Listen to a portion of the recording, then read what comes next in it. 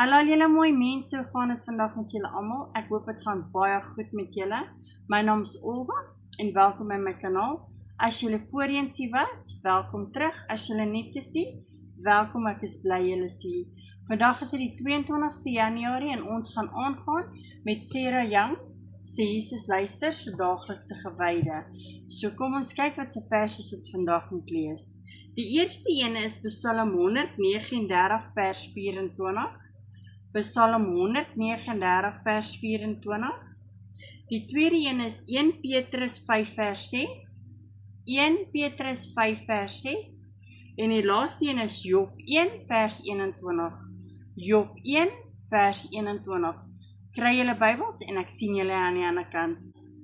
Reg so, nou dat julle julle Bybels het, kom ons sien wat sê Psalm 139 vers 24 vir ons.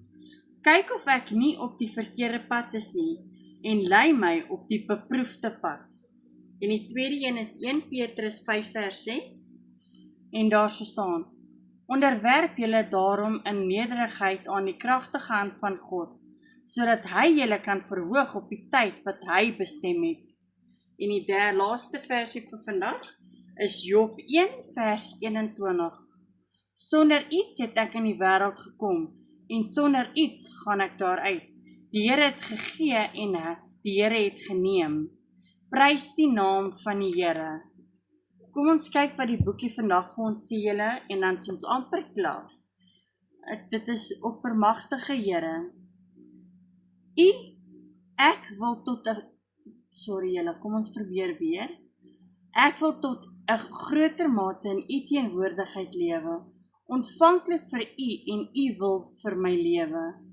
Maar wanneer iets inmeng met my planne en begeertes, is ek geneig om friwelrig te voel. In plaas daarvan dat ek daardie emosies onderdruk, behoort ek my bewustheid daarvan te vergroot.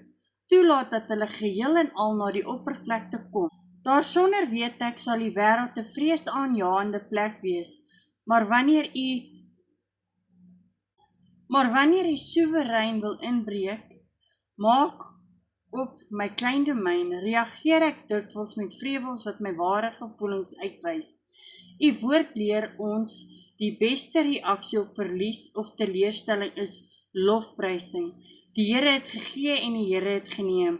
Prys die naam van die Here. Help my om te onthou dat alle goeie dinge gawes uit u hand is.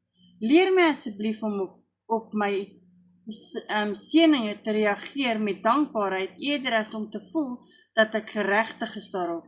En berei my voor op die dinge wat u wegneem, te laat gaan, sonder om u hand te los.